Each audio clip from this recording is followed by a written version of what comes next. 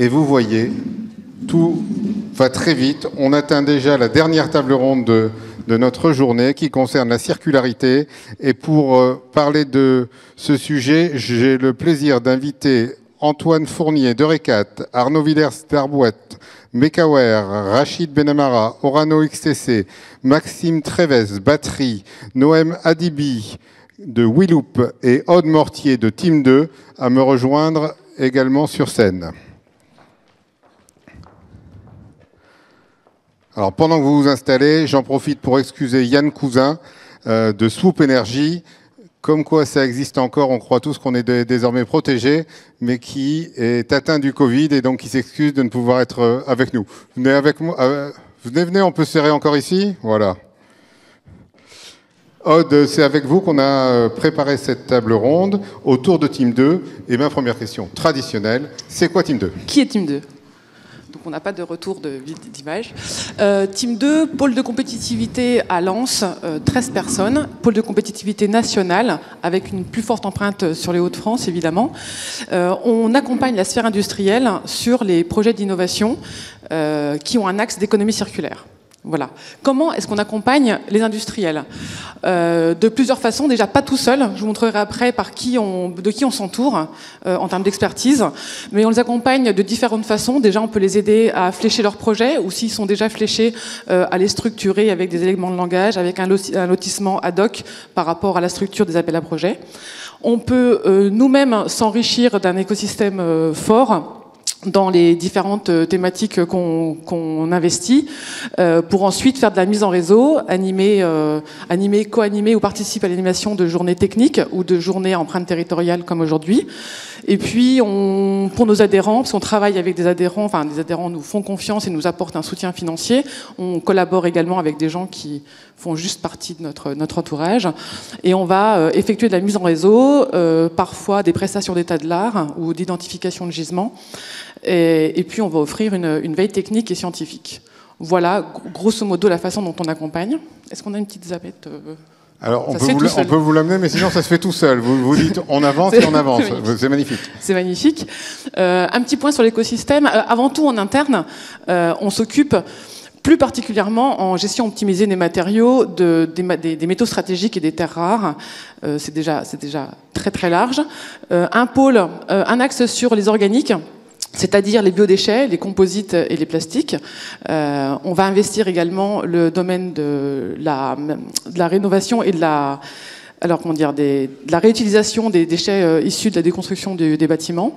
Et puis enfin, tout ça en gardant à l'esprit de favoriser l'élaboration de boucles complètes, de ne pas travailler juste sur le matériau, juste sur le recyclage ou même le réemploi d'un matériau fin de vie, d'un produit fin de vie. On s'entoure des comités stratégiques de filière. On travaille avec les fédérations comme Fédérec. En comité sur les métaux, on travaille avec le comité transformation et valorisation des déchets et les comités mini-métallurgie.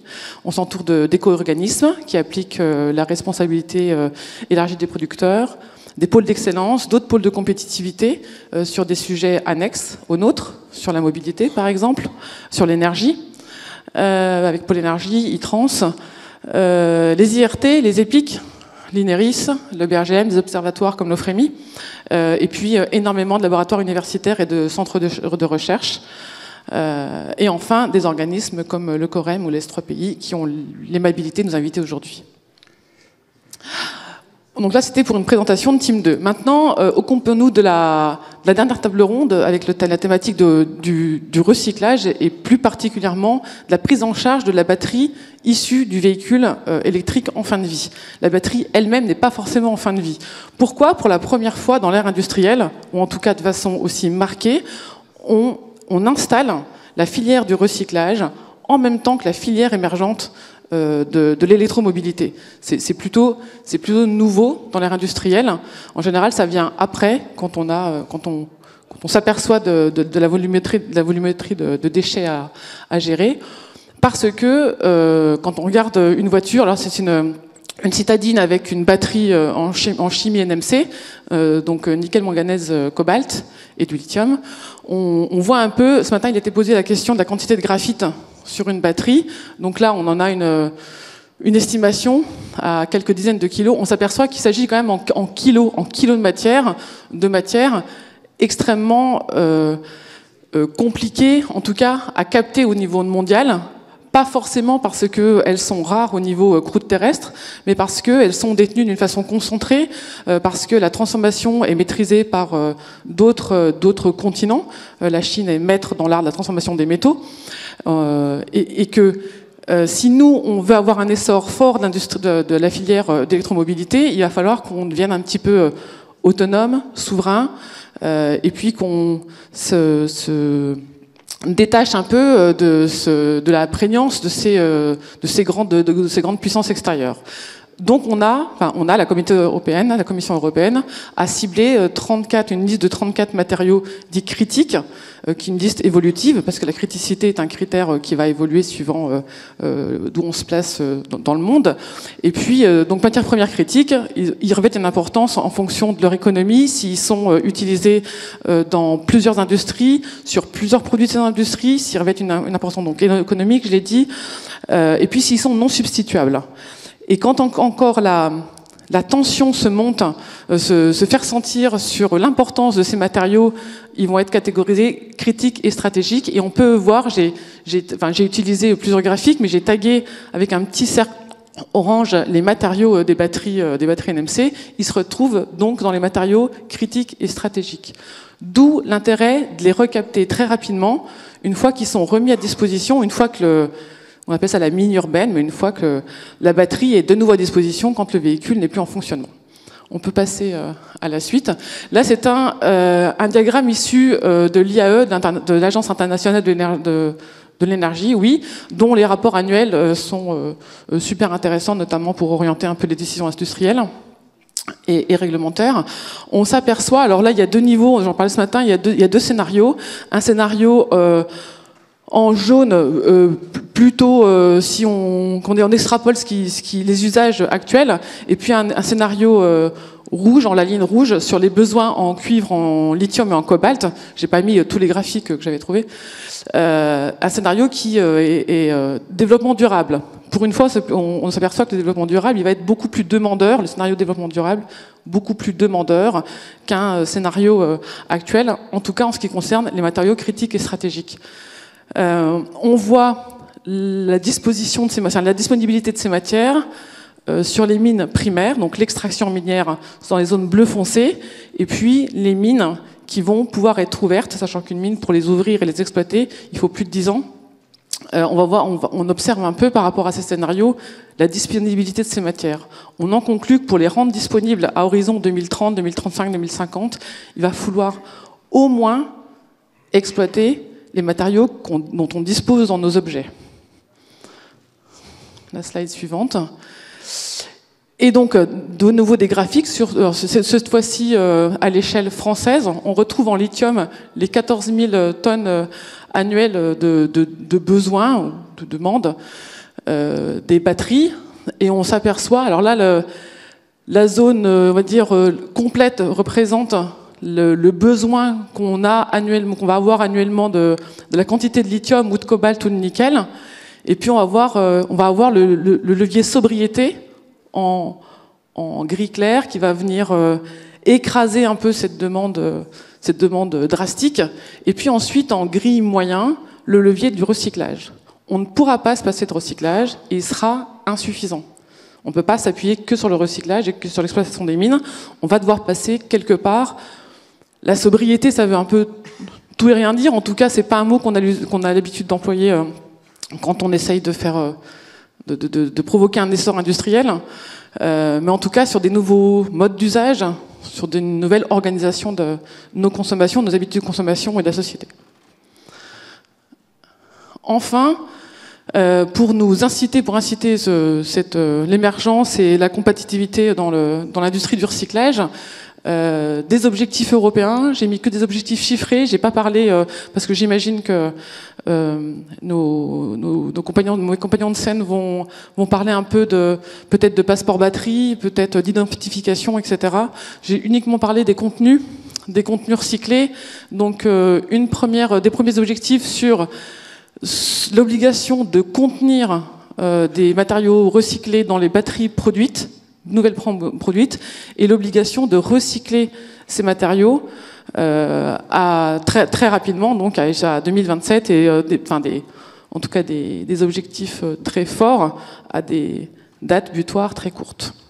Voilà, j'en ai fini pour l'introduction de cette thématique de recyclage. Merci. Peut-être un dernier. Non, j'avais un dernier point, mais je l'aborderai plus tard. C'est sur un projet très important. Voilà, on abordera après, mais tout de suite, néanmoins, vous nous avez beaucoup aidé à concevoir cette table ronde. Un mot sur le fait qu'il n'y a pas un métier qui est recycleur, c'est vraiment une chaîne avec différents métiers, différents maillons. C'est quoi l'importance de ces maillons? C'est quoi ces maillons?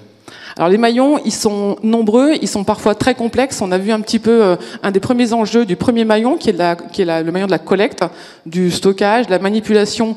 On n'a pas abordé le démantèlement dans la table ronde précédente, mais c'est le maillon qui suit. Donc ça, c'est juste au niveau de Team 2, l'écosystème un petit peu chaîne de valeur, recyclage, batterie, où le haut de la chaîne, ça va être la fabrication. On va avoir le véhicule en fin de vie ici. Il va falloir extraire cette batterie, la caractériser, son état de santé, savoir si elle peut pouvoir être réutilisée en tant que telle, dans quelles conditions, avec qui, parce qu'une batterie, elle ne sert pas toute seule. Il va falloir l'adjoindre à d'autres batteries pour faire d'autres usages. Donc là, on va avoir des gens qui caractérisent, on va avoir des gens qui redispatchent ces batteries pour faire des usages en énergie stationnaire, pour l'éolien, pour les data centers, pour l'événementiel extérieur. Et puis, il manque le bas de la slide, mais on va voir donc des gens qui vont plus loin dans les recherches sur l'identification des signaux faibles, l'emballement thermique, l'endiguement de cet emballement thermique, puis ensuite le pré-traitement. Donc il y avait donc toute la brique du réemploi, et ensuite premier maillon du recyclage batterie, le pré-traitement, le démantèlement, le broyage. Donc là, on va avoir Batterie qui va nous parler du démantèlement. On avait un acteur du réemploi, Snoop Energy. Malheureusement, il est malade, donc il ne pourra pas venir représenter cette activité passionnante. Le pré-traitement, mais là, je laisserai mes compagnons en parler, c'est essentiel pour préparer la phase d'hydrométallurgie. On aurait pu avoir aussi la phase de pyro. La phase d'hydrométallurgie qui sont des processus chimiques pour certaines versions très connues, mais néanmoins extrêmement complexes, économiquement très engageantes, avec des impacts environnementaux ou sociétaux particulièrement forts. Donc c'est une brique monumentale dont 3 acteurs sont représentés ici. Voilà, et puis on voit à l'intérieur tous les acteurs qui ne sont pas producteurs, mais qui accompagnent cet écosystème. On retrouve des centres de recherche, des fédérations, des observatoires, l'INDRA, qui est un acteur essentiel dans l'étude du démantèlement des véhicules fin de vie, Wheeloop sur les études d'impact et d'ACV, Federec, des démanteleurs et j'en passe. Voilà. Et enfin, un dernier point que j'aurais voulu aborder sur la dernière slide. Nous faisons partie d'un projet européen qui s'appelle BATMAS, qui réunit un consortium de 15 partenaires en Europe sur 11 pays différents, qui a pour but d'établir 4 démonstrateurs différents. Un premier démonstrateur donc de démantèlement, de tri, de caractérisation, un de seconde vie, un de pré-traitement et puis un de fabrication de PICAM et de CAM, avec des noms comme Orano et Vercor, Green Vision, acteur dans le réemploi, et puis ERP, un acteur italien du démantèlement.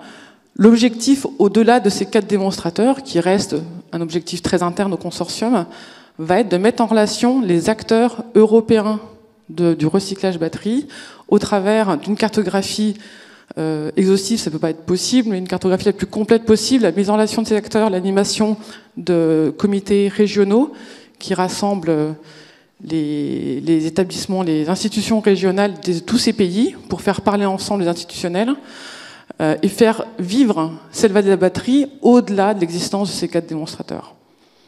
Merci beaucoup pour cette introduction. Alors, je vous propose, comme tout à l'heure, qu'on décompose en fait cette table ronde en 2 parties. Une première où on va se présenter les activités de chacun, et puis une deuxième où on discutera de la même manière des conditions de réussite, comment on fait pour que cette filière se mette en place.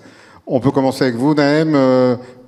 Question traditionnelle. C'est quoi, j'allais dire Snoop Energy, non, pardon, Wheeloop. Donc, l'histoire pour nous commence en 2017, quand on a créé un bureau d'études, d'expertise et de recherche. Et tout de suite, on a rentré dans le sujet de batterie, parce que je me souviens, en 2018-2019, à travers Team 2, parce qu'on travaille depuis des années avec Team 2, on a commencé à travailler sur un procédé très innovant, en fait, une innovation sur le recyclage direct. Enfin, c'est une des technologies de recyclage. Et donc, à ce moment-là, on a rentré dans le monde de batterie, on a commencé à faire des projets. Et en fait, il y avait un besoin de quantifier les impacts environnementaux, sociaux, économiques autour des différents procédés d'extraction matières premières, fabrication batterie, mais en allant jusqu'en fin de vie. Alors, en 2018-2019, je me souviens, les acteurs de batterie étaient... Enfin, on avait peut-être 4 ou 5 acteurs existants en région.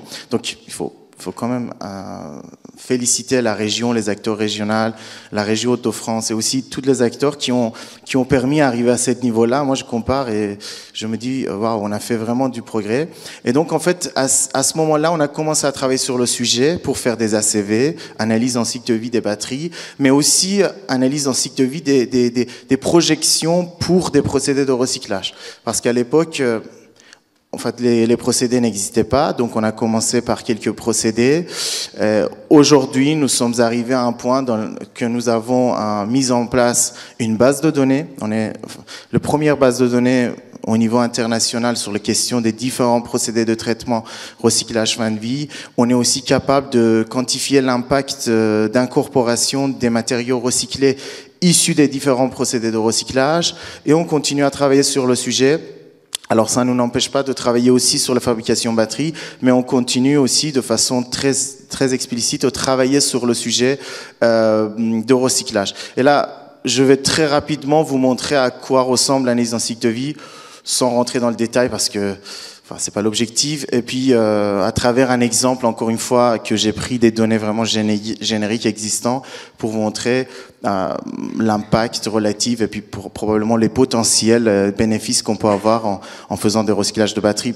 Moi, je vais me concentrer plus sur NMC, mais on pourra aussi imaginer l'FP dont on a d'autres enjeux parce qu'on n'a pas les mêmes matériaux et on n'a pas les mêmes bénéfices quand on fait du recyclage et donc il faut qu'on trouve des solutions pour payer aussi en fait les impacts environnementaux et les bénéfices seront relativement plus faibles. Alors donc l'analyse en cycle de vie c'est une méthodologie qui a été développée depuis plusieurs années. Il nous permet en fait de faire des choix.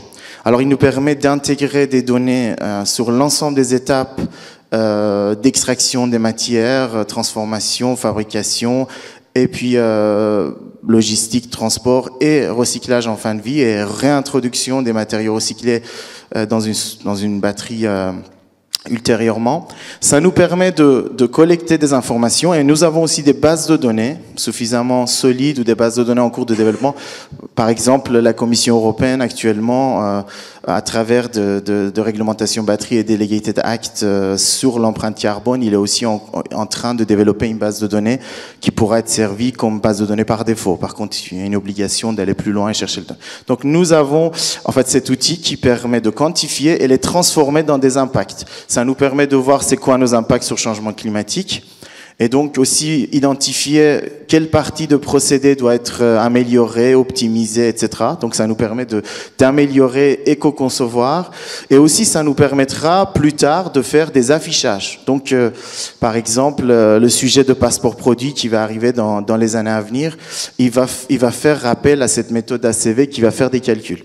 Et puis après on pourra aussi sortir des impacts sur les épuisements des ressources, l'épuisement de l'eau, toxicité humaine, etc., etc. Donc ça nous permet d'avoir une panel assez large des impacts pour être capable d'optimiser. Alors si on part sur les diapos suivants, alors très rapidement on peut aller jusqu'à 3. Ouais, merci.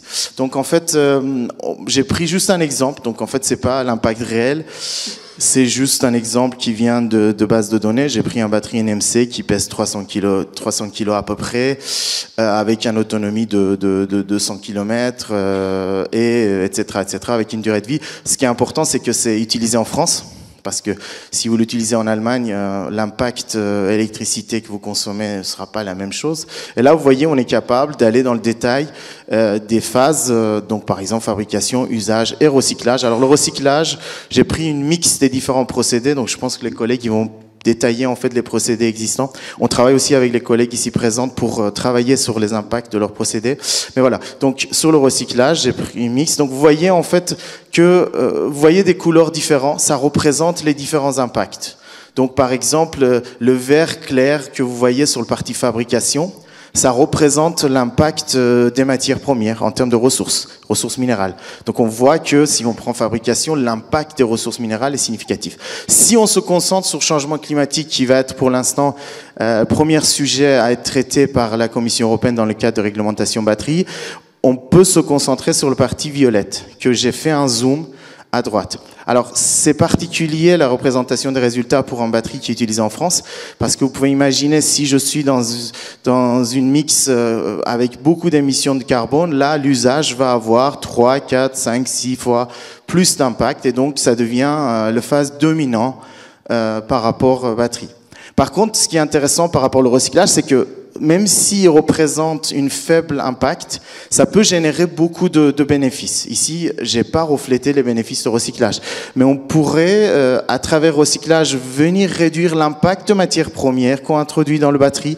Aujourd'hui, c'est pas le cas parce qu'aujourd'hui, les plupart, voire quasi-totalité des ressources qui sont utilisées vient des minerais, des mines, etc. Donc, on n'a pas de matériaux recyclés, mais le recyclage pourra venir alléger l'impact en fabrication, et en même temps on peut avoir aussi des bénéfices directement au niveau de recyclage. Voilà, donc ça nous permet de faire des choix, d'orienter les choix, faire des analyses, et puis aider les gens qui prennent des décisions d'aller plus loin. Alors j'ai mis un diapo encore après, je ne vais pas rentrer dans le détail, mais ça nous permet aussi à aller maintenant faire des zooms à l'intérieur de batterie, voir quel composant de batterie a plus d'impact, et puis après aussi faire des stratégies pour améliorer la conception de batterie. Ça nous permet justement de remonter ces informations au niveau de conception, changer les batteries. Donc ça permet aussi de faire des batteries qui rentrent dans un esprit en fait de l'économie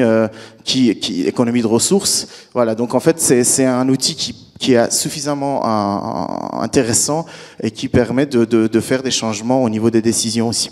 Voilà, donc ça c'est pour terminer sur cette diapo. Dernière question, qui utilise vos bases de données justement ?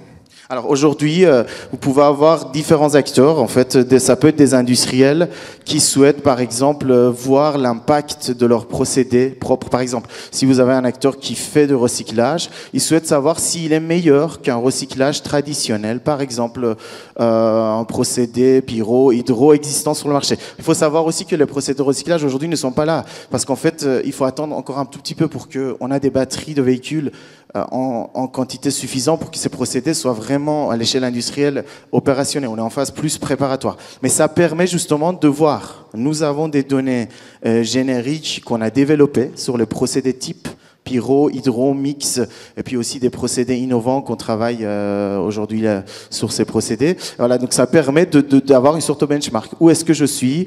Comment je dois améliorer, etc. Et ça, on peut le faire aussi sur la production de batteries. Par exemple, vous avez des sujets liés à les déchets de production. Quel sera l'impact? Comment je peux le recycler? Comment ça va réduire en fait globalement mes impacts, etc. Donc c'est un outil assez puissant en fonction des besoins. Tout acteur de la chaîne de valeur, même des acteurs de recherche, il peut l'utiliser. Et puis à partir de l'année prochaine, si tout va bien, il va devenir aussi un outil législatif parce qu'on va avoir des passeports produits normalement attachés à chacun des produits qui vont être mis sur le marché. Et donc ces passeports produits doivent avoir des informations aussi liées à l'impact environnemental. Alors pour l'instant, on commençait par l'empreinte carbone, mais peut-être progressivement les autres indicateurs. Merci beaucoup. Maxime, je me tourne vers vous et on va parler de batterie avec notre habituelle question. C'est quoi batterie? Bonjour, merci de me recevoir. Donc Batterie, c'est un projet entrepreneurial qui a démarré il y a 3 ans. Et venant de la filière automobile, j'ai pu constater déjà que on travaillait énormément sur les véhicules électriques qui allaient arriver demain, donc déjà même aujourd'hui.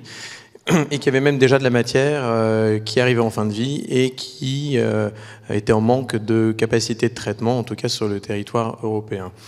Batterie, donc c'est un projet entrepreneurial qui a pour but de se focaliser sur les 2 premières étapes du recyclage. Donc, Aude a mentionné qu'il y en avait plusieurs. Effectivement, il y a la partie collecte, il y a la partie pré-traitement qui va consister à les décharger, démanteler les batteries et séparer mécaniquement les métaux qui les composent. Et puis après les étapes aval qui sont extrêmement importantes, qu'on peut rassembler sous le terme de raffinage et qui va consister à les séparer les métaux stratégiques ou du moins leur rendre, s'ils ne sont pas séparés, des caractéristiques leur permettant d'être réutilisés pour être réinjectés soit dans d'autres usages, soit dans l'usage des batteries et faire la circularité. Et dans ce cas-là, être permet de réalimenter les fournisseurs des gigafactories qu'on appelle précurseurs de matières actives et matières actives. Donc batterie, nous on va se concentrer sur les 2 premières étapes, sur la partie collecte et sur la partie pré-traitement. Et pour ça, on est en train de créer un site à Arras, à Saint-Laurent-Blangy plus exactement, dans les Hauts-de-France. Donc c'est le site de bâtiment que vous voyez. On a choisi de prendre un bâtiment existant, on a voulu aller vite. On a pu constater qu'avec l'arrivée des gigafactories, qui est prévu, en tout cas dans les Hauts-de-France, pour dès 2025 pour déjà 3 d'entre elles, ACC, Vercors, Envision. On voulait être prêt pour en tout cas leur proposer un service au plus proche de là où elles se situent. Mais également, il y a beaucoup de véhicules électriques qui commencent déjà à arriver en fin de vie, des batteries de stockage d'énergie, des batteries portables de l'électromobilité qui sont collectées aussi par les éco-organismes. Donc permettre d'arriver rapidement à proposer une solution compétitive, parce qu'aujourd'hui on parle de beaucoup de projets, de production de batteries, de recyclage, de beaucoup d'étapes, mais toutes ces étapes ne seront en tout cas pérennes que si elles sont compétitives. La réglementation, elle est bien, elle va dans le bon sens, elle nous pousse à faire beaucoup de choses, mais si on n'est pas compétitif, ça ne servira à rien. Donc le but, c'est de créer une usine compétitive qui va démarrer dès Q1 2025. Donc le site est existant, les machines sont en train d'être montées en ce moment même, et notre autorisation environnementale, nous espérons pouvoir obtenir notre arrêté préfectoral dès le début de l'année prochaine.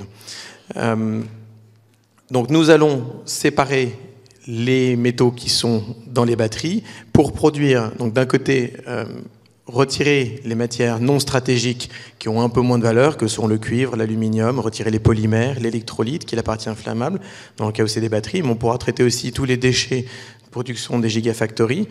Et à partir de ça, de l'autre côté, on va avoir une autre sortie qui va être ce qu'on appelle la black mass, qui va être un concentré de matière active et qui va rassembler selon les chimies des batteries le nickel, le manganèse et le cobalt.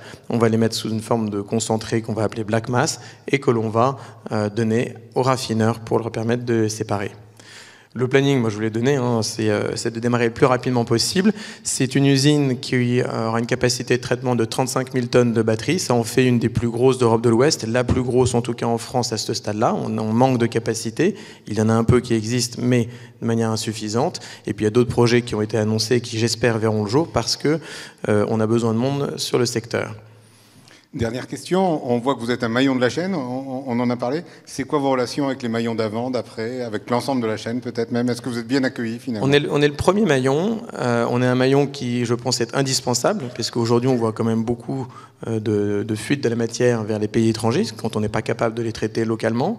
Donc on a un maillon qui est indispensable, et c'est important de le souligner. Il faut qu'on soit soutenu au même titre que des projets qui peuvent être plus importants, plus en aval sur l'hydrométallurgie ou même sur les productions de matières actives. Et évidemment, je travaille au quotidien avec mes confrères qui sont là pour espérer voir leurs projets sortir le plus rapidement de terre, parce qu'on a besoin d'exutoires aussi sur notre production de black mass. Aujourd'hui, je n'ai pas d'exutoire en France. Merci, on reviendra sur ce sujet-là tout à l'heure. Rachid, je me tourne vers vous. Alors pour une fois, je ne vais pas trop vous demander de présenter Orano XTC, puisqu'on l'a déjà fait en grande partie tout à l'heure, mais par contre de se centrer peut-être sur ce projet de recyclage des batteries. Bonjour, effectivement, je vais essayer de ne pas refaire la même présentation qu'a fait Jad ce matin. Sur ce slide-là, je dirais juste que Orano, dans ses activités nucléaires, a toujours été un acteur de l'économie circulaire. Et du coup, c'est assez naturellement qu'on s'est tourné vers le recyclage des batteries depuis 2020. On peut passer au slide suivant. Donc, sur ce slide, on voit, alors c'est la représentation d'Orano, du positionnement d'Orano dans la chaîne de valeur des batteries. Sur la partie haute, on voit la partie matériaux de cathode, avec l'étape précurseur de matériaux de cathode et l'étape matériaux de cathode, sur laquelle on travaille avec notre partenaire chinois XTC, qui est d'ailleurs présent dans la salle. Et sur la partie basse, on voit la partie recyclage. Effectivement, ça a été dit tout à l'heure, hein, le recyclage, il commence un peu plus tôt. On peut même considérer qu'il commence dès la brique, dès l'étape de collecte. Ensuite vient l'étape de démantèlement. Du côté d'Orano, on entend nous positionner sur le recyclage à partir du pré-traitement.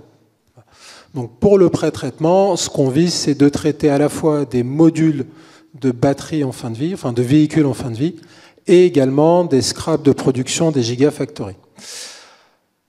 Pour le pré-traitement, on va produire, comme les autres projets de pré-traitement, hein, de la black mass qu'on va ensuite raffiner dans une usine hydrométallurgique pour produire soit des produits solides, des sels de cobalt, de nickel, de lithium, qui pourront être réintroduits dans la chaîne de valeur de la batterie, parce que c'est le niveau de pureté qu'on vise pour cette usine-là, soit, et c'est une optimisation sur laquelle on travaille à mettre en œuvre, avoir un circuit direct pour directement passer d'une solution issue du raffinage vers l'usine des précurseurs de matériaux de cathode. Donc ça, c'est l'intérêt qu'on a à être présent sur l'ensemble de la chaîne de valeur des matériaux, à la fois sur leur fabrication, mais également sur leur recyclage. Sur le slide suivant, qu'est-ce que je vais dire pour ne pas faire de redite? Bon, on est présent pour tous nos projets hein, sur le port de Dunkerque. On voit sur la partie droite un schéma avec l'implantation des différentes briques de notre programme batterie. Et on a donc l'usine de raffinage, hein, le recycling plant, à côté de l'usine PECAM, notamment pour tirer parti ou plus facilement mettre en œuvre les synergies que j'évoquais juste avant avec cette voie directe entre le recyclage et la fabrication des PECAM. Nos plannings, alors cette synergie, je vais pas revenir sur CAM, Jade a dû largement en parler ce matin, mais la synergie qu'on voit entre le raffinage et le PECAM, elle se traduit aussi du coup sur nos plannings, hein, avec un planning synchronisé entre ces deux projets-là. On prévoit d'arriver au plus tôt en 2028. Aujourd'hui, cette date n'est pas complètement figée. On pense qu'il faut encore qu'il y ait des progrès à la fois sur le cadre réglementaire, sur la disponibilité des matières à recycler. Voilà. Donc aujourd'hui, les conditions, à notre sens, ne sont pas complètement réunies pour arriver avant avec nos projets. Donc on arrivera au plus tôt à cette date-là, mais on saura s'adapter et décaler un peu notre arrivée si on pense que le cadre à ce moment-là n'est pas suffisamment structuré et intéressant pour l'arrivée de ces projets. Le pré-traitement, je crois que c'était dit auparavant, c'est quelque chose qui peut être mis en place plus rapidement, qui est moins consommateur de capitaux en termes d'investissement. Donc ce qu'on sait, c'est qu'on arrivera au plus tard en même temps que notre projet raffinage. On ne s'interdit pas d'arriver avant. C'est quelque chose qu'on évalue. Aujourd'hui, c'était dit hein, par monsieur de Batterie, il n'y a pas forcément de filière à même de traiter la black mass, il y a des projets d'export. Voilà. Donc c'est aussi des choses qu'on regarde comme tous les industriels du secteur. Mais la décision sur le pré-traitement en termes de planning, elle n'est pas complètement figée. Et c'est quelque chose qu'on pourra décider un peu plus tard. Voilà pour la présentation d'Orano, sans essayer de faire de redites par rapport à ce matin. C'est gentil et merci. Arnaud, je me retourne vers vous et cette fois-ci, je vous demande, c'est quoi Mekaware ? Alors, Mekaware, c'est une jeune PME. Nous avons à peine 4 ans et nous nous définissons comme producteurs de métaux. Et on produit des métaux critiques en particulier, ceux de la chaîne de la valeur de la batterie, en recyclant des déchets de batterie avec une nouvelle technologie, une chimie qui est différenciante, qui a été inventée par mon cofondateur à l'Université de Lyon et qui permet de travailler de manière absolument décalée par rapport aux solutions conventionnelles. À l'arrivée, donc Mekaware est basé à Lyon. Aujourd'hui, on est 50 personnes. L'avenir de Mekaware passe par les Hauts-de-France. puisqu'on a une implantation à Béthune qui est en train de prendre corps. Et là, vous avez en photo un extrait de notre premier pilote qui tourne aujourd'hui sur Vénissieux, en banlieue de Lyon. Notre chimie est différenciante dans le sens où la façon de procéder nous permet de ne pas avoir d'effluents à retraiter sur site, contrairement aux solutions conventionnelles d'hydrométallurgie, ce qui permet d'avoir des sites beaucoup plus compacts. Dans notre chimie, on mobilise les qualités du CO2, puisque l'origine de notre chimie vient de la captation du CO2, et on travaille dans des conditions basiques au lieu de travailler dans des conditions acides. Résultante, on a des projections de sites industriels qui seront beaucoup plus compacts, beaucoup plus petits, et ça nous permet d'adresser, je pense qu'on peut passer à la slide suivante, ça c'est juste la positionnement de Mekaware dans le cycle de vie global, et puis on a parlé du recyclage, donc on est une brique de la fonction recyclage dans cette chaîne de vie, mais sur la slide suivante, en fait, notre chimie nous permet d'adresser la problématique de production des métaux par recyclage des déchets de batterie avec des thématiques très spécifiques et adresser le gisement là où il est avec une solution sur site. C'est ce que l'on développe aujourd'hui sur un projet avec une Gigafactory, qui est un projet financé par France 2030. Et on a une autre logique pour adresser les batteries en fin de vie, ce qui donne corps au projet qu'on a à Béthune. On va installer un premier pilote pré-industriel sur Béthune courant d'année prochaine. Il devrait être rentré en fonctionnement toute fin 2025 pour être en exploitation en 2026. Et j'espère que courant 2026, avec nos partenaires, on pourra prendre les décisions d'engagement des suites futures. Donc ça, c'est notre enjeu. Ce que je préciserai, c'est que on vient sur une approche différenciante, puisque notre chimie est adaptée à ce déchet, qui est un concentré en fait de l'amine, et que notre réflexion, au-delà de recycler ou de produire, c'est dire on a une opportunité, on a de la matière, c'est une opportunité véritablement de pouvoir récupérer l'ensemble des matériaux qui sont contenus dedans, et pas uniquement les matériaux auxquels on pense tout le temps, lithium, nickel, cobalt, mais les autres qui peuvent retourner dans la chaîne de valeur de la batterie directement ou dans la métallurgie de manière plus globale. Et ça nous amène à penser différemment notre positionnement. Et notamment, aujourd'hui, on est focus sur le lithium-ion NMC. On a entendu ce matin que c'était de toute façon le sujet d'actualité. Mais on travaille à côté sur d'autres chimies de batterie pour lesquelles on est sur le point d'engager des projets collaboratifs complémentaires. On parle de LFP, de sodium-ion et de LCO. J'ai presque tout dit, je pense. Parfait, merci. Antoine, je me tourne vers vous pour nous parler. Ça sera la dernière présentation de projet de cette table ronde d'Eurecat.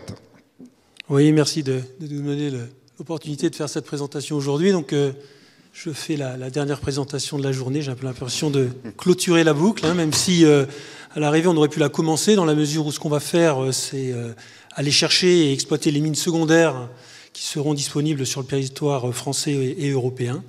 Et donc, voilà, c'est un maillon extrêmement important de toute la chaîne de valeur batterie qu'on présente là. Donc, Eurecat est une société qui existe depuis 45 ans et qui est aujourd'hui reconnue comme étant un des leaders mondiaux du recyclage direct de catalyseurs. Alors, les catalyseurs, c'est quoi ? Ça s'apparente à des grains de riz, c'est pas du riz, c'est de l'alumine, dans lesquels on met des métaux et qui permettent d'assurer les réactions chimiques dans le monde de la chimie, la pétrochimie ou le raffinage des coupes pétrolières. Historiquement, c'est grâce à ces catalyseurs qu'on enlevait le soufre des coupes essence et diesel, par exemple. Donc, dans le cadre de sa réflexion globale et de la transition énergétique, Eurecat a mené une réflexion qu'elle a débutée fin 2019 pour arriver à évaluer les voies de diversification possibles qui pourraient lui être offertes compte tenu de ce qu'elle connaissait et de ce qu'elle maîtrisait. Et il est apparu assez naturel de s'orienter vers le recyclage des batteries. Je vous expliquerai pourquoi.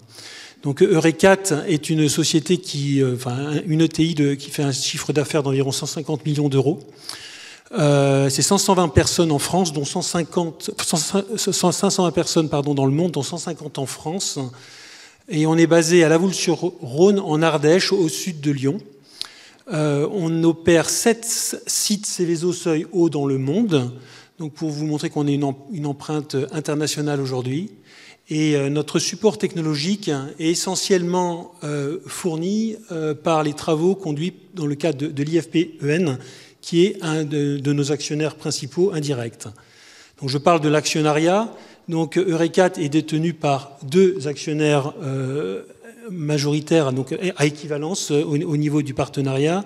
Donc c'est Axens qui est un fabricant de catalyseurs, un bailleur de licence, et qui porte aussi un projet PCAM-CAM dans le cadre de sa diversification. Axens étant détenu par l'IFP Énergie Nouvelle, qui est un EPIC dont on a eu une présentation tout à l'heure. De l'autre côté, notre actionnaire était Albemarle. Donc Albemarle, c'est une référence dans la production de lithium au niveau mondial. Et historiquement, l'intérêt qui avait été porté pour investir dans Eurecat, c'était par sa branche de catalyseur qui était Kedgen. Mais aujourd'hui, on voit quand même toute la logique derrière cette diversification vers les batteries et la cohérence que nos actionnaires voient dans ce projet que je vais vous présenter un peu plus en détail juste après. Donc les analogies sont diverses et multiples entre le monde du catalyseur qui était notre monde et qui sera toujours notre monde de demain et le monde du recyclage des batteries sur lequel donc, on investit aujourd'hui. Pourquoi ? D'abord les métaux traités. Donc on parle de solides minéraux avec des composants organiques dans les 2 cas. Les batteries c'est un peu plus complexe dans la mesure où on a aussi des plastiques, des aciers et de l'électrolyte qui sont gérés au niveau du pré-traitement. On manipule des métaux comme le nickel et le cobalt dans les 2 cas. Hein. Au niveau des batteries, on rajoute le manganèse et le lithium. La complexité technique est élevée, voire très élevée. Et ce sont des usines qui sont systématiquement classées Seveso de seuil haut. Pourquoi ? Parce qu'elles stockent une grande quantité de métaux. Et donc, toute la gestion de ces métaux nécessite une classification à haut niveau de sécurité. Donc, c'est quelque chose que l'on sait bien faire, tout comme la gestion des déchets. Et c'est un véritable métier que de savoir gérer les déchets et les transporter d'un pays à l'autre ou d'une zone à l'autre. Donc voilà, on le fait par notre activité catalytique dans le monde entier aujourd'hui. Alors, votre projet batterie s'appelle Cat&Loop, c'est ça ? Tout à fait. Alors le projet batterie s'appelle Cat&Loop. Pourquoi Cat&Loop ? C'est de la cathode à l'anode en boucle. Hein. Voilà, l'idée c'est de clôturer la boucle. Donc je ne vais pas rentrer une nouvelle fois trop dans le détail de la boucle globale, mais ce qui est surligné, ici, c'est toute la partie recyclage. Donc ça commence par le déchargement, le démantèlement, suivi d'une étape de pré-traitement, donc c'est le broyage essentiellement des batteries, où on récupère les éléments lourds. Ensuite, l'électrolyte, qui est un liquide, hein, et on parlait de la dangerosité des batteries tout à l'heure, mais il est vrai que du liquide électrolytique, il y en a, quelle que soit la technologie des batteries, hein, que ce soit LFP ou NMC, et une masse noire, hein, qu'on appelle la black mass. Donc là, je vais apporter un petit échantillon de cette masse noire qui contient essentiellement le graphite, qui est à la base sur l'anode, déposé sur le cuivre, et les métaux qui viennent de la CAM, et qui, essentiellement dans le cas de la NMC, donc tout le nickel, le cobalt, le manganèse, et puis le lithium, évidemment. Donc, cette fois-ci, ce n'est pas un cadeau pour Orano. Parce que normalement, si, hein, ils repartent avec un cadeau. Ouais, je pense qu'Orano a suffisamment de black mass dans son laboratoire également. Donc ça, c'est issu du pré-traitement. Et ensuite, cette black mass est passée dans une unité d'hydrométallurgie. Donc là, c'est le gros animal, hein, c'est-à-dire que c'est une très grosse unité qui commence par mettre cette black mass dans des solutions acides pour dissoudre tous les métaux, puis on va les chercher les uns après les autres par des étapes unitaires extrêmement complexes et qui fonctionnent à relativement basse température dans le cas du choix fait par Eurecat et qui permet de limiter l'empreinte carbone au global. Voilà, c'est ce qu'on essaie de faire. Un point très important aussi, c'est qu'on essaie de limiter au maximum les rejets et on minimise à son maximum les rejets aqueux, liquide. On a quelquefois entendu parler des rejets de sulfate de sodium. C'est quelque chose sur lequel on travaille beaucoup, en particulier avec nos partenaires l'IFPEN, pour faire en sorte que demain, il n'y ait plus de rejet et que s'il y en ait, ce soit des solides qui soient retraités ailleurs. Mais c'est une des problématiques que tous les acteurs du domaine rencontrent. Voilà. Alors au niveau du déploiement de notre chaîne technologique, notre programme, on travaille aujourd'hui sur la phase sur la FEL 2 de notre première unité de pré-traitement qu'on veut installer sur le site de la Voulte-sur-Rhône, tout simplement parce que le site a de la place, parce qu'on a des équipes aussi qu'on pourra mutualiser entre notre activité historique et l'activité future, parce qu'on sait qu'il y aura une montée en capacité progressive dans ce pré-traitement. Voilà, la diversification, c'est une chance, et ça nous permet de minimiser les OPEX du projet. Donc ça, c'est stratégique, ça nous permet de prendre une place et une position dans l'écosystème global. Et ensuite, 2027 plus, construire cette hydrométallurgie dans les Hauts-de-France, donc sur un terrain qu'on a identifié dans le nord de la France, et on espère et on envisage de s'installer donc avec Axence sur ce même terrain pour mutualiser en partie certaines utilités et certains éléments pour faire un projet le plus intégré possible, même si ça restera de sociétés évidemment indépendantes. Et ce projet sera en phase, sera un projet phasé qui intégrera dans un premier temps des technologies démontrées pour la première phase, puis ensuite les travaux de R&D qui sont actuellement en cours de développement au sein de l'IFPEN pour passer à la génération 2 et qui font l'objet de subventions de l'ADEME d'ailleurs dans le cadre de ce développement global. Donc on est suivi par les diverses entités de l'État, et que c'est l'occasion également de les remercier. Le déploiement global de cette chaîne et de cette stratégie de montée en compétence du monde batterie en France ne sera pas sans ces voies-là. Aujourd'hui, la Black Mass, elle repart en Asie. Il faut absolument fermer la boucle. On sait qu'on a des quantités limitées de lithium pour demain. C'est un premier point. Et aussi, il y a cet aspect visibilité de la chimie de demain. Même si la LFP prendra du terrain, on est convaincu que la NMC restera. Donc ça rend totalement pertinent ce projet, au moins de par notre analyse. Voilà. Merci. Vous faites la transition avec la deuxième partie de cette table ronde. On a souhaité effectivement aborder les conditions de réussite finalement de ces projets. On sait que c'est une filière qui se construit. On aurait pu avoir un acteur de plus avec nous autour de cette table, et puis il y a eu une annonce récente, et donc finalement il n'est pas là. Et donc on va essayer de discuter ensemble de manière totalement informelle de ce qu'il vous semble être ces conditions de réussite. On en a déjà évoqué quelques-unes, à commencer par la disponibilité finalement. Est-ce qu'on a aujourd'hui suffisamment de batteries pour pouvoir les recycler? Je m'adresse à tout le monde, vous prenez la parole quand vous le souhaitez. Je peux commencer. On l'a évoqué tout à l'heure, on sait qu'aujourd'hui le principal gisement, ce sont les scraps des gigafactories, qui nécessitent d'ailleurs pas de démantèlement, on va directement sur la partie broyage.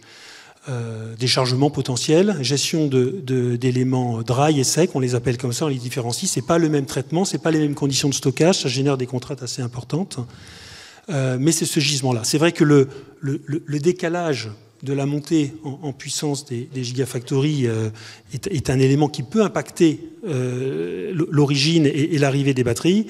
Donc on en tient compte. Enfin, voilà, de notre côté, c'est le site de la Voulte qui permettra de faire ça.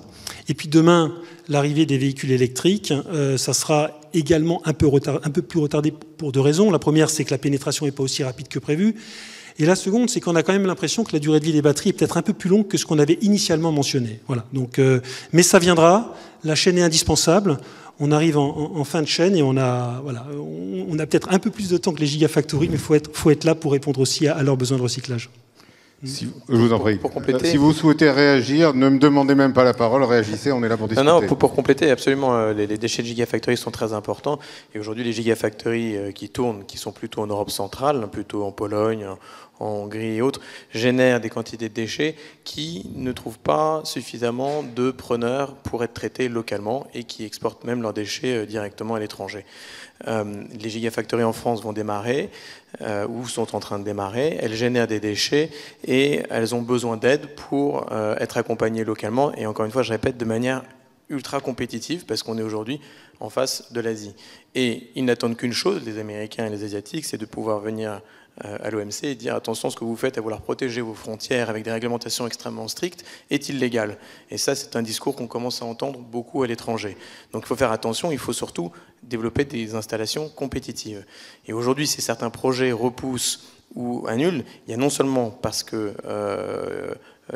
certains n'identifient pas encore assez de contrats sécurisés, bien qu'il y ait de la matière disponible, et on travaille en contrat spot, en amont, et des contrats en aval pour savoir où va aller cette matière par la suite. Donc la réglementation pousse pour effectivement que nous recyclions la matière disponible. Il y a aussi en plus tout ce qui vient des stockages d'énergie. Il y a énormément un marché colossal sur les batteries de stockage d'énergie.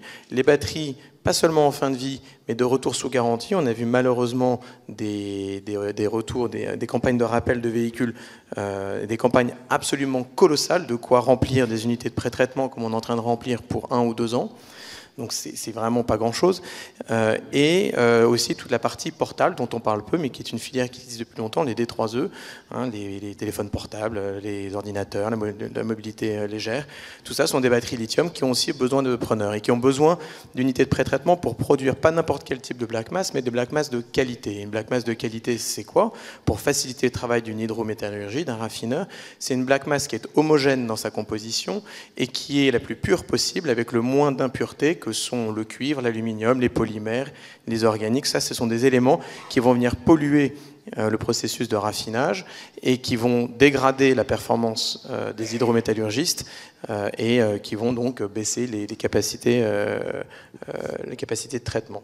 Et pour terminer sur ce que je veux dire sur les capacités de traitement, les batteries sont disponibles et il faut, si on fait une réglementation, qu'elle soit souple pour dire ok, il faut qu'on recycle la matière le plus tôt possible en Europe, mais avoir une certaine flexibilité aussi, parce qu'on doit aller chercher tous les métaux qui sont dans ces batteries, tu l'as mentionné, le graphite, on doit le chercher, on est capable d'extraire le graphite dès l'étape du pré-traitement de la black mass. Il faut peut-être aussi les mettre dans la réglementation, pourquoi il n'y est pas aujourd'hui. Il faut plus de transparence aussi sur les compositions des batteries. Aujourd'hui, on récupère des batteries et dans ce qu'on appelle les spec sheets des batteries, ce qui décrit les batteries, il n'est pas indiqué de quoi sont composées ces batteries. Et puis si même on va aller encore plus loin, mais ça c'est vraiment un autre sujet, on l'a vu dans plein d'autres industries, c'est l'éco-conception. Pour la partie en aval que nous sommes, si on pouvait travailler en amont avec les concepteurs des batteries et réfléchir ensemble à comment faire une éco-conception, bah là on atteindrait le Graal. Alors, je vais compléter un petit peu, mais je ne vais pas répondre à la question. En fait, on est en train de vivre un moment qui est absolument extraordinaire. On est en train de refaire une nouvelle industrie qui est absolument colossale, avec nos gigafactories qui sont en première ligne, qui rentrent dans le dur. On le ressent tous. Nous, le dur, il est encore un peu devant nous. Mais le sujet dont on parle, c'est accompagner, pour notre partie à nous, recycleurs, accompagner cette industrie nouvelle qui se met en place sur le territoire France-Europe, et lui donner toutes les chances d'être la plus performante possible. Et ça nous challenge, nous, comme ça challenge tous les acteurs de la chaîne de valeur. Et il y a un acteur qui est absent aussi, dont on n'a pas parlé, qui est Swoop Energy, parce que dans le recyclage, il y a aussi un sujet qui est la seconde vie. Est-ce que les batteries, après un premier usage, elles retournent dans une deuxième application? Comment ça se gère?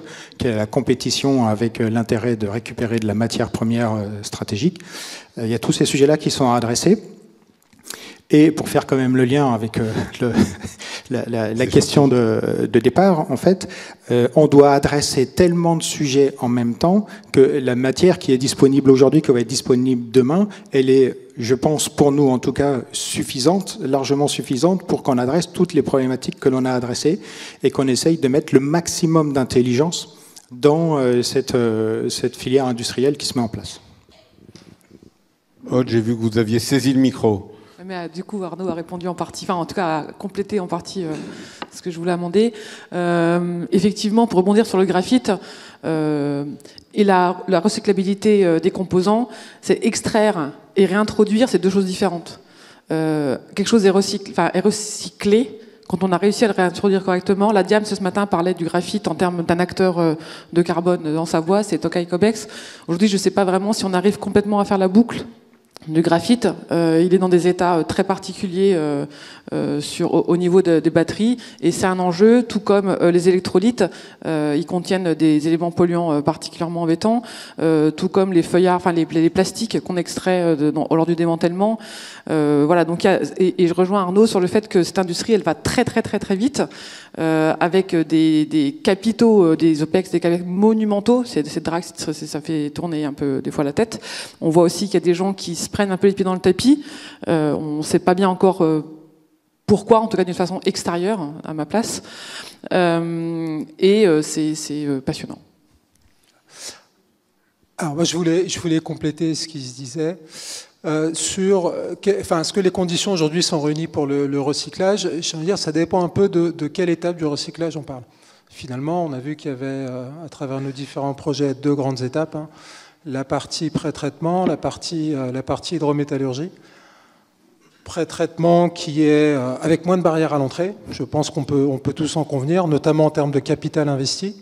Il y a beaucoup de projets aujourd'hui qui existent. Il y a des débouchés qui existent, malheureusement pas en Europe, mais aujourd'hui il y a un certain nombre d'acheteurs dans des pays asiatiques qui sont prêts à payer à des niveaux corrects la black mass qui peut être produite en Europe. Donc aujourd'hui, les conditions pour faire aboutir un projet de pré-traitement, je veux dire qu'elles sont globalement satisfaisantes, et on voit qu'un certain nombre de projets se lancent. Sur la partie raffinage, par contre, aujourd'hui, je pense que ça a été dit par un certain nombre d'entre nous, déjà une étape du recyclage qui est beaucoup plus capitalistique. Donc on se pose quand même un peu plus de questions avant d'investir, parce que les montants sont plus importants. Aujourd'hui, notre lecture à nous, c'est que le cadre, notamment réglementaire, n'est pas suffisamment abouti, contraignant, engageant, rassurant, enfin plein d'adjectifs possibles, pour voir l'émergence de ce type de projet, notamment parce que, c'était dit tout à l'heure, on a investi, donc on a beaucoup à investir, mais en face de nous, la compétition, c'est des usines qui sont déjà installées, déjà amorties en Asie. Donc c'est ça la compétition aujourd'hui, en l'absence de régulation un peu plus forte. Donc sur cette partie-là, il y a encore un peu de travail à plusieurs niveaux pour créer les conditions nécessaires à l'émergence de ce type de projet.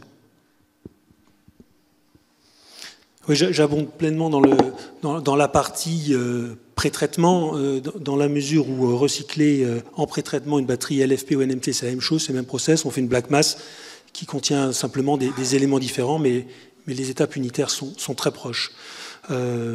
Sur l'hydrométallurgie, c'est vrai qu'une des grosses questions, et on l'a évoqué tout à l'heure, c'est quid de la chimie du futur. Il faut savoir que lorsqu'on investit dans une hydrométallurgie, c'est plusieurs centaines de millions d'euros, et on investit pour une chimie donnée principalement. C'est très difficile, si ce n'est impossible, de convertir une hydrométallurgie NMC en LFP, c'est des étapes complètement différentes. Ça ne réagit pas pareil. Et là, ce que je pense, ce qu'on regarde tous, c'est réellement cette réglementation et l'incertitude qui règne quand même autour du recyclage de la LFP. On l'a mentionné, mais il faut savoir qu'aujourd'hui, on a exclu le carbone dans les deux chimies, mais pour la LFP, on propose de ne pas prendre en compte le fer et le phosphate dans les calculs de recyclabilité. C'est-à-dire que on se met à la place des OEM, maintenant, leur objectif, il est clair, c'est minimiser le coût de la batterie pour pouvoir vendre leur voiture. Et on comprend qu'ils soient orientés là-dedans. Mais si demain, on crée des montagnes de déchets LFP, on va tous le regretter. Donc je pense qu'il est hyper important de tenir compte de ça et que ce message remonte pour savoir quid du fer phosphate si on passe, quand on considère les LFP. Et je pense qu'il n'y a pas que ça, c'est qu'aujourd'hui, on parle d'investissements colossaux. Alors, il faut juste remettre dans le contexte. On est une start-up industrielle où on a levé 20 millions d'euros. Je suis aux côtés de Orano et Eurecat, dont les moyens ne sont pas forcément les mêmes. Mais donc les barrières à l'entrée, je tiens quand même à dire, au niveau du pré-traitement, elles existent quand même. On parle de montants importants. On parle d'un site qui est Céveso seuil haut. Ce sont des barrières à l'entrée. C'est plusieurs années de travail pour arriver à en ouvrir un. Donc il y a des projets, mais les projets, on en a vu pas mal qui n'ont pas abouti. Ceux qui aboutissent, il y en a beaucoup moins. Donc c'est cela qu'il faut regarder. Sur la partie aussi recyclage, et là où j'abonde vraiment dans votre sens, c'est attention, ce dans quoi on investit, parce que c'est vrai que le pré-traitement est compatible sur du NMC, de la LFP, d'autres chimies peut-être, on est en train d'y travailler. Nous, on veut créer un outil industriel avec des processus innovants, c'est-à-dire qu'on n'est pas forcément dans l'innovation de rupture, mais une fois qu'on aura industrialisé un process de pré-traitement, alors on pourra aller travailler sur l'innovation et dire, ok, la batterie de demain, qui est la batterie sodium de Tiamat, ou qui est la batterie solid state de Prologium, très bien, comment est-ce qu'on va les traiter? Ça, effectivement, il va falloir y travailler, on ne le sait pas vraiment. Mais il faut y aller, il faut s'engager et il faut le faire. Là où donc je rejoins ce que disent Eureka et Orano, c'est sur la partie, attention, les chimies, enfin les batteries qui arrivent en fin de vie, aujourd'hui, c'est des véhicules qui ont entre 15 à 17 ans. Et la chimie qu'on aura dans 15 à 17 ans, pour produire des batteries, ça sera peut-être plus de la NMC, ça sera même peut-être plus de la LFP. Et dans ce cas-là, la circularité dont on parle, elle n'aura peut-être pas lieu du tout. Parce que notre matière qu'on ira chercher, le nickel, le cobalt et autres, seront réemployés pour d'autres usages. Peut-être un dernier commentaire, je pense qu'il y a deux sujets. Un, c'est d'avoir des procédés qui sont flexibles, parce que comme on a dit, en fait, il y a une évolution permanente des chimies et aussi des changements. Et le deuxième, c'est vraiment, il y a des process de recyclage qui existent, mais si on souhaite garder les ressources à une qualité qui peut re-rentrer dans le boucle, et là il faut aller vraiment faire de recherche de l'innovation, parce qu'on est encore un peu loin en fait d'arriver à cette qualité. Et là je suis d'accord qu'en fait je pense que la Commission il est en train de faire des efforts pour remettre en place la réglementation, mais il y a peut-être moyen d'aller un peu plus loin en fait sur la définition et l'efficacité de recyclage et aussi en fait l'incorporation de matériaux recyclés en fait à l'entrée. Ouais. Et je voulais juste répondre à la question du graphite. Donc oui, le graphite qu'on extrait aujourd'hui, on travaille avec 3 industriels européens qui font la démonstration qu'ils peuvent retravailler à partir du graphite qu'on a réextrait de nos procédés. Donc, et c'est important parce que dans la filière de préparation amont, selon les pré-traitements qui sont appliqués, le graphite n'est pas forcément disponible pour le retour à la chaîne de valeur. Peut-être un dernier commentaire aussi. On voit aussi, enfin sur le parti environnemental, il y a des choses à faire. Par exemple, il y a récemment, on s'est rendu compte en fait à travers des études qui sont faites récemment que par exemple l'impact de graphite de grade de batterie n'est pas pris en compte correctement dans les analyses environnementales, ce qui va pas donner l'incitation nécessaire d'aller chercher cette graphite de haute qualité. Et donc voilà, il y a aussi des efforts à faire pour améliorer, créer des données qui sont fiables, qui permettra aussi de mettre en avance les procédés sur le plan écologique et environnemental. Alors si je fais une petite synthèse, je me lance. Réglementation peut mieux faire, si je vous entends. 2, l'adaptabilité, elle viendra aussi de la capacité à mettre en place une filière et ensuite faire de la recherche et innovation pour pouvoir financer finalement cette adaptabilité. Et 3, l'incertitude qui pèse quand même sur les technologies, elle est quand même un petit peu lourde parce qu'on ne sait pas ce qu'on aura dans quelques années. Est-ce que j'ai résumé ce que vous nous avez dit ? Faut me dire oui, là. Oui, non, mais c'est oui. Mais juste, en fait, pour dire aussi qu'il faut être proactif dans les démarches européennes, dans les réglementations. Parce que aujourd'hui, on est en phase de rédaction des Delegated Acts qui vont définir les conditions techniques de mise en place de la réglementation. C'est simple de rester et dire il faut que la réglementation va plus loin. Non, il faut y aller. Il faut aller montrer que on n'est pas d'accord avec ce qui est écrit. On a besoin d'avoir quelque chose de plus poussé. Alors nous, on n'a pas donc en fait légitimité d'aller faire ça sur le plan de matériaux recyclés, recyclage. On l'a fait sur le plan écologique. Ça veut dire on est en contact permanent avec l'équipe GRC qui est en train de rédiger le Delegated Act pour qu'on puisse intégrer les exigences qu'on a. Mais je pense qu'il faut y aller de façon proactive. Il ne faut pas laisser, parce qu'il y a des gens peut-être qui ont un peu plus de pouvoir, ou un peu plus de voix et qui vont réussir à changer les choses dans le sens un petit peu qu'ils souhaitent. Et donc on peut pas après dire que la réglementation n'est pas suffisamment exigeante si on n'a pas au moins essayé ou tenté de contribuer à le faire comme on le souhaitait, ou comme c'était mieux pour notre économie et pour l'Europe. Non, je pense que vous avez bien résumé. C'est extrêmement compliqué. Je ne pense pas que la réglementation soit mal faite. Je pense que la réglementation, elle est incomplète, elle est nouvelle, elle est en train de naître. On est sur un marché qui est complètement immature et on se lance. Et oui, je pense qu'il faut se lancer, parce que si on ne se lance pas, on va avoir de la concurrence qui va venir s'installer chez nous. Et aujourd'hui, pour moi, ça a été, en tant qu'entrepreneur, un vrai parcours du combattant pour trouver mes financements, pour les mêmes questions que vous m'avez posées. Est-ce que j'ai accès à de la matière à recycler? Est-ce que en aval, j'ai des personnes pour raffiner?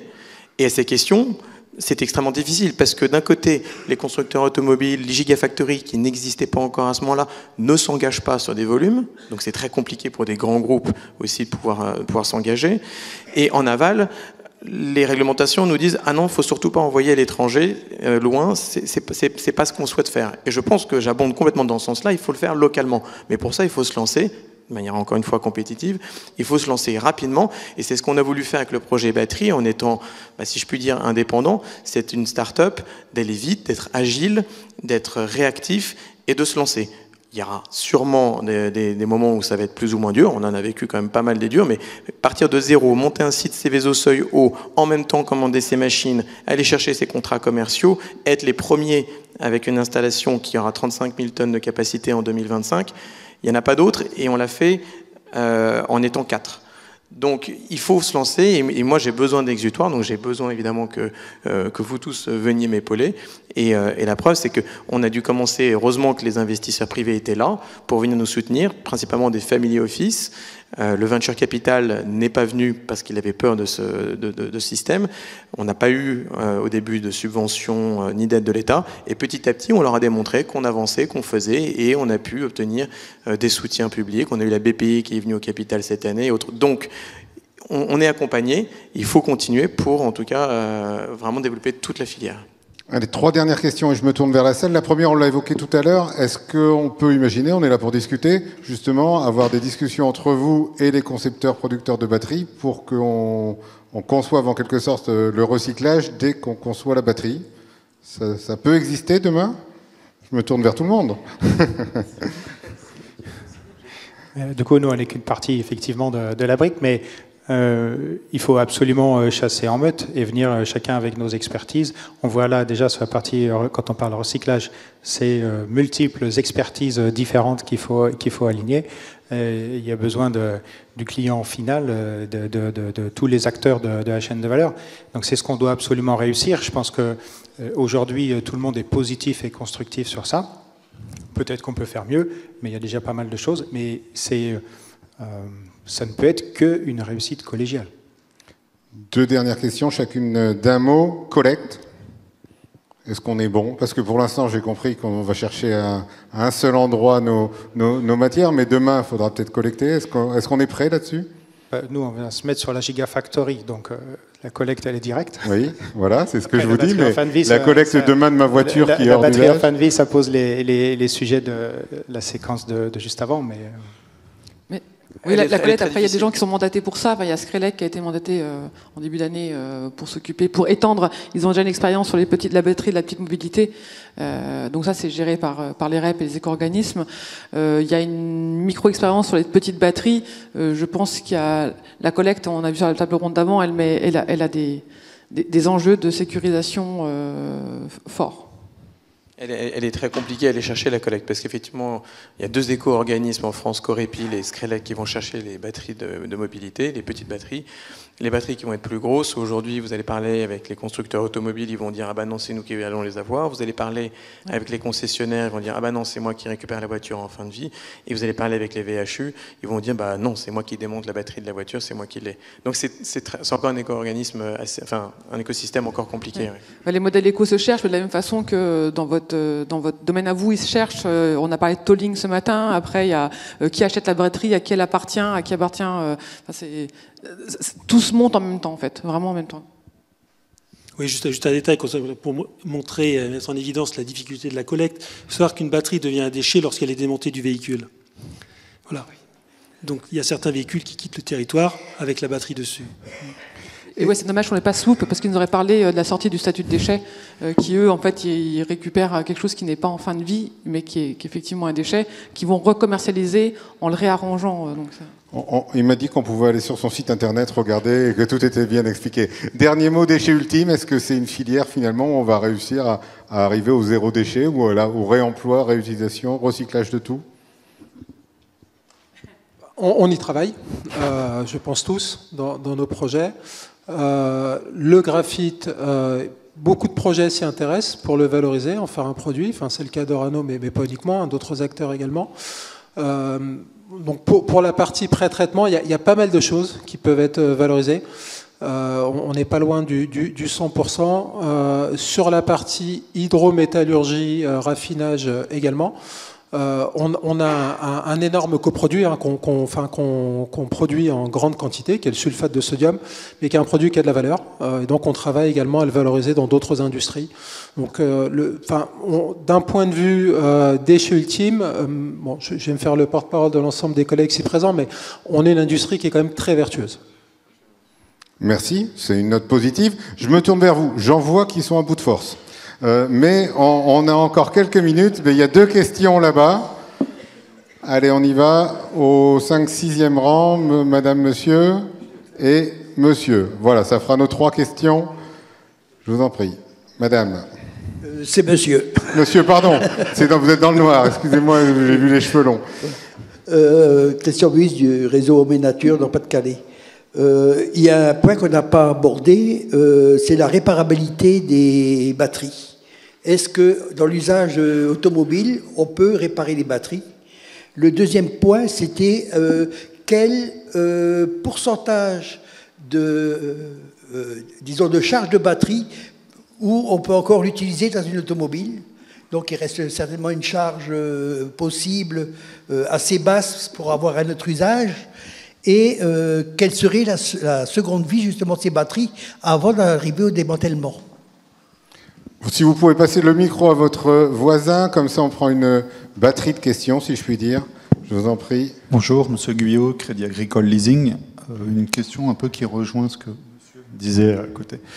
Finalement, parce que là, on parle directement de cycle de vie de la batterie, et j'ai l'impression peut-être qu'on loupe une étape un peu avant, qui est un peu peut-être le cycle de vie de la voiture électrique, finalement. Parce qu'à un moment, il va y avoir avant, on avait une voiture thermique, ça durait 20 ans, 30 ans.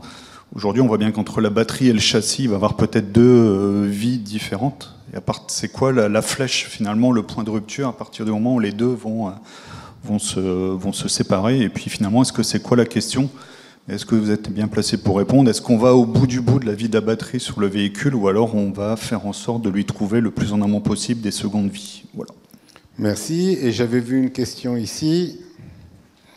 Bonjour, je m'appelle Xavier, je suis un centre CVHU, un peu comme Laurent Hérail, juste à côté de Lille. Si j'ai bien compris, il y a 11 millions de véhicules électriques et hybrides en Europe. Aujourd'hui, dans les centres CVHU, on est 1800. Dans quelques années, on sera pratiquement 600. Ça demande de lourds investissements, d'accord, pour pouvoir traiter l'électrique, l'hybride. C'est un peu ce qu'il disait Laurent Hérail. C'est pas des dizaines, c'est des centaines de millions d'euros. On n'a pas de subvention. La plupart du temps, c'est des entreprises familiales. À aujourd'hui, ce qui m'interpelle, c'est la collecte. Elle en est où? Parce qu'aujourd'hui, si je résume, j'ai entendu, c'est entre 30 et 40% d'un véhicule qui vaut au bas mot 25, 30 000 euros, voire beaucoup plus. Aujourd'hui, il n'y a pas de collecte. Moi, auparavant, je vendais des moteurs d'occasion. Demain, je vendrai des batteries. Mais il n'y a pas de collecte. Moi, j'aimerais bien savoir, pour Euro 4, ils récupèrent aussi les catalyseurs. Combien ça pourrait valoir une batterie, la black mass, etc. Parce que ça, un moment, on y viendra, je pense. Merci pour ces 3 questions. Alors, je ne sais pas si on est totalement apte à vous répondre. Il y a une première question sur la réparation de la batterie avant de la considérer comme effectivement recyclable. Alors c'est compliqué, évidemment, parce que tout le monde n'est pas apte à réparer une batterie. Les batteries, je sais pas, vous avez peut-être vu, elles sont composées, ce sont des packs batteries. Parfois, si elles ne sont pas intégrées directement dans le châssis de la voiture, alors là, c'est irréparable. Et Porsche l'a vécu sur un véhicule, donc ils ne l'ont pas reproduit. Mais si vous avez un pack batterie, vous pouvez extraire le pack batterie, et selon la composition de ces packs, donc dans ces packs, vous allez avoir des modules, et dans ces modules, vous allez avoir des cellules. Et dans les cellules, il y a 3 types de cellules. Il y a les cellules cylindriques, qui sont comme des piles que vous avez dans l'usage particulier. Vous avez les cellules prismatiques, qui sont comme des cassettes VHS, et vous avez des cellules dites push, qui sont en fait des petits sachets qui sont assemblés. Selon les types de cellules, ça va être plus ou moins possible d'aller identifier ce qui est réparable. Il y a des startups qui se sont lancées là-dedans, qui sont aptes à le faire. C'est assez cher parce que c'est très manuel, mais c'est possible de le faire. Et il faut aller dans ce sens-là pour aller réparer les batteries, ou soit à l'échelle du module, soit à l'échelle de la cellule. Sur la partie seconde vie, oui, la seconde vie, quand on va recevoir des batteries pour le pré-traitement, si elle n'a pas brûlé, elle n'a pas été noyée ou accidentée, on va pouvoir les diagnostiquer, on va pouvoir voir si elle a encore de capacité pour pouvoir avoir un usage quelconque. Et généralement, ça va être dans du stationnaire, dans les stockages d'énergie. Là, en revanche, la réglementation est encore plus floue que dans le recyclage. Aujourd'hui, si on prend la réglementation telle qu'elle est écrite aujourd'hui, il faut sortir une batterie qui est en déchet pour la repasser en produit. C'est extrêmement compliqué et personne ne sait vraiment le faire. Donc si on doit suivre la réglementation et si elle était appliquée à 100%, ce ne serait pas faisable. Donc c'est fait parce que ce sont des startups et qui arrivent à faire des choses, mais c'est pas encore clair. Et pour répondre peut-être une piste d'exploration, je laisse la parole, sur la collecte, oui, c'est un enjeu extrêmement important d'arriver à venir chercher les batteries partout. Attention, toutes les batteries n'ont pas de la valeur. On a reçu plusieurs appels de centres VHU qui voulaient récupérer des batteries, dire combien vous êtes prêt à payer pour cette batterie ou autre. Il faut comprendre que dans le recyclage, la façon dont on fonctionne, c'est nous allons valoriser les métaux qui sont dans cette batterie. Donc on va dire il y a du nickel, du cobalt, du lithium ou quoi que ce soit. Ça a tant de valeur. Pour pouvoir la recycler, il y a un coût de traitement, en pré-traitement, en raffinage, etc. Et la logistique, évidemment. Et si et seulement si la valeur des métaux est supérieure au coût de traitement, alors on peut payer cette batterie. Si c'est le cas inverse, alors il faut être payé pour recycler cette batterie. Donc, en dehors de l'aspect logistique qui est extrêmement complexe et qu'il faut mettre en œuvre, il y a un aspect financier, savoir comment on va organiser cette REP, est-ce qu'il va avoir une REP ou pas, comment est-ce qu'elle va s'organiser et qui va la gérer. Merci, vous voulez compléter, je vous en prie. Oui, je peux compléter sur la question du pourcentage de puissance résiduelle dans la batterie avant de la considérer comme fin de vie. Je pense que, on entend beaucoup parler du chiffre de 80% comme étant une capacité résiduelle satisfaisante pour être considérée comme une fin de vie. Pourquoi ? Parce qu'après, ça peut descendre très très vite, voire même se mettre en court-circuit et passer à zéro. Ça, c'est pour répondre à cette question. Et puis je pense que sur votre question concernant la reprise de la black mass, il y a un cours de reprise de la black mass. Le cours dépend du type de black mass. Puis je rejoins Maxime dans son analyse. Suivant le type de batterie, ça pourrait être un coût que de les faire recycler. Oui. Non. D'abord, on ne parle pas sans micro, pardon. Et en plus, on ne fait pas de discussion individuelle. Vous parlerez après, tout à l'heure. Merci. Je vous en prie, un petit mot. Un petit mot, oui. Donc, en fait, je n'ai pas les connaissances de répondre complètement à toutes les questions qui s'est posées. Par contre, nous, on a regardé sur 1 ou 2 voitures, en fait, qui sont sur le marché. Et les évolutions de ces voitures, ils vont plutôt vers difficulté d'ouvrir et réparer, en fait. On est on est en train de partir dans le mauvais sens de terme. Je ne vais pas citer le nom de marque, mais donc on va dans le sens de fermer, etc. Mais il faut aussi savoir aussi qu'il y a des questions de sécurité, il y a question de gestion de température dans les batteries, donc aussi il y a une garantie que le fabricant il va donner sur son batterie. Donc il faut aussi comprendre aussi qu'il y a des risques et des enjeux, et il faut travailler. Enfin, c'est un vrai sujet sur lequel il faut travailler, je pense. Mais on est encore loin. Est-ce qu'on a une question sur le chat ? Allez, on prend deux dernières questions. Alors, on a quelques questions. Plutôt pour Mekaware, on nous demande pourquoi vous avez choisi Béthune et quel est le site d'implantation. Ensuite, pour Eurecat, quel est le terrain d'implantation qui est prévu dans les Hauts-de-France? Et ensuite, j'ai une troisième question. Est-ce qu'on sait séparer le graphite de la cam lors du pré-traitement? Alors les deux premières questions, c'est des questions de Dunkerquois qui voudraient que tout soit ici. Pardon, excusez-moi. Mais donc rapidement, si vous voulez. On fera quelque chose à Dunkerque, rassurez-vous. Vous pouvez rassurer votre auditeur. Béthune, en fait, pour nous, c'est la concrétisation quand on a voulu chercher un site qui permettait d'avoir une projection industrielle de notre activité dans le secteur du Nord et du Pas-de-Calais. Et le Nord et le Pas-de-Calais, parce qu'on a un accompagnement de la région des Hauts-de-France avec l'animation du pôle de compétitivité Team 2 qui est extrêmement important.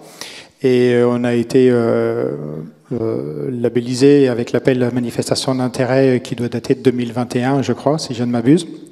Et donc on est rentré dans une démarche spécifique pour traiter la problématique du recyclage des batteries en fin de vie à ce moment-là.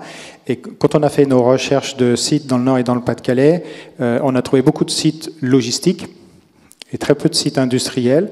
On voulait trouver un site un peu dans la logique de ce qu'expliquait Maxime juste avant, qui nous permettait de déployer rapidement, donc déjà construit.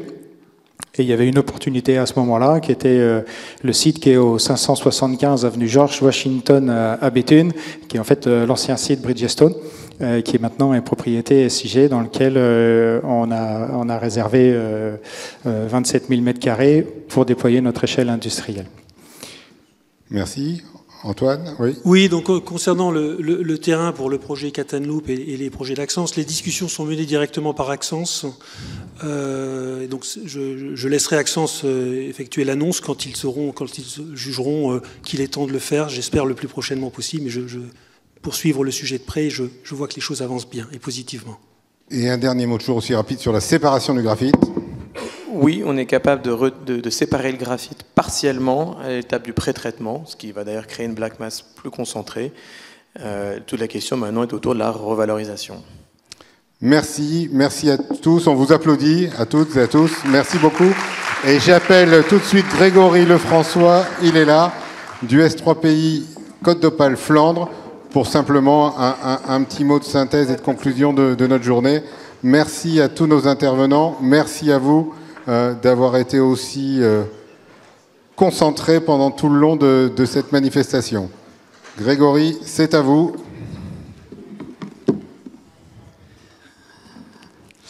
Alors, chers intervenants, alors, chers participants, chers partenaires, nous voilà arrivés au terme de cette manifestation dédiée aux batteries, à leurs enjeux, leurs défis et leur rôle fondamental dans notre transition énergétique.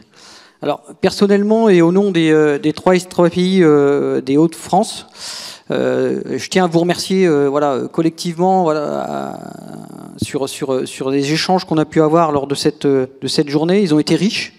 Je remercie la ville de Coudekerque qui nous a mis à disposition cette salle et puis la technique qui a permis que les échanges soient les plus fructueux possibles. En tout cas, la technique a été parfaite. On n'a pas eu de soucis, notamment pour les personnes qui étaient en visio. Donc ce fut vraiment un espace d'information, de partage. L'idée, c'était vraiment ça, c'était de pouvoir mettre à niveau l'ensemble des membres des S3 pays sur où on en est au niveau de la filière batterie dans les Hauts-de-France, et pas que dans les Hauts-de-France, parce qu'on voit qu'effectivement la dynamique est bien plus large. Le DIAMS l'a rappelé ce matin, et je pense que l'ADEME, quand elle a abordé effectivement la trajectoire indispensable de la mobilité électrique, elle nous a rappelé que, au-delà du quantitatif, effectivement, qui viendra par la suite, on a besoin d'informer et même d'aller au-delà du cercle qui est présent ici, où on a collectivités industrielles, un certain nombre d'acteurs qui sont ici, les associations de défense de l'environnement.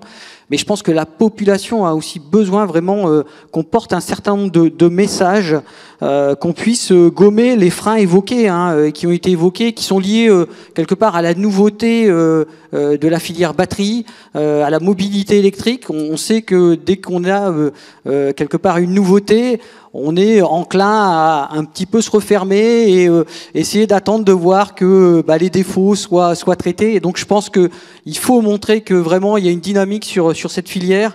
On a exploré plusieurs défis majeurs hein, qui sont posés à la fois sur la partie approvisionnement en matières premières. Et à ce titre, les projets présentés aujourd'hui démontrent l'initiative d'une production de batteries qui va renforcer notre autonomie stratégique tout en préservant l'environnement. C'est un élément important, il a été abordé à plusieurs reprises. Hein. On voit que l'ensemble des partenaires qui sont aujourd'hui présents essayent de limiter l'impact tant en termes d'émissions de CO2 que sur des consommations d'eau. On a évoqué tout à l'heure la production des sulfates de sodium et donc une recherche permanente pour apporter des solutions les plus complètes. Alors c'est vrai que les Gigafactory ont exprimé que les batteries étaient au rendez-vous, en tout cas sur la question effectivement de leur commercialisation. Alors pas encore en volume, mais je pense que là aussi on est avec des courbes d'apprentissage, comme ça a été rappelé, et ça suppose effectivement que l'ensemble des acteurs se mobilisent et supportent effectivement ces éléments. Alors deux leviers importants qui ont été exprimés au cours de la journée, la réglementation, alors parfois peut-être un peu contraignante, parfois pas suffisamment, on l'a vu dans la dernière table ronde, et puis effectivement par rapport effectivement à ces activités, la nécessité d'un support financier et un soutien financier fort, alors qui est déjà assuré par l'État, hein, faut quand même le dire aussi. Hein, alors peut-être que certaines parties de la filière ont encore besoin d'avoir cet appui, mais en tout cas, on a largement senti que les perspectives étaient prometteuses et que l'ensemble de la filière était présente, naissante, avec une dynamique forte. Je note que nous devons bien évidemment poursuivre l'information régulière de l'ensemble des partenaires et accompagner chacun à notre niveau les projets pour franchir les obstacles qui se présentent. Je vous remercie à tous pour votre présence, votre engagement et vos contributions.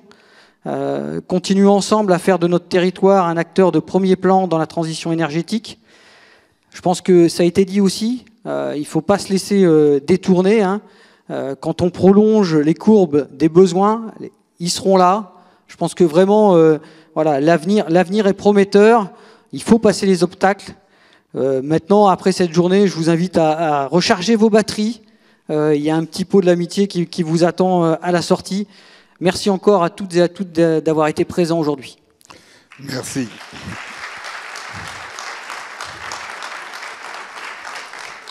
Donc c'était pas l'annonce la moins agréable de la journée. Rendez-vous pour boire un petit pot. Merci à tous pour votre attention. Merci.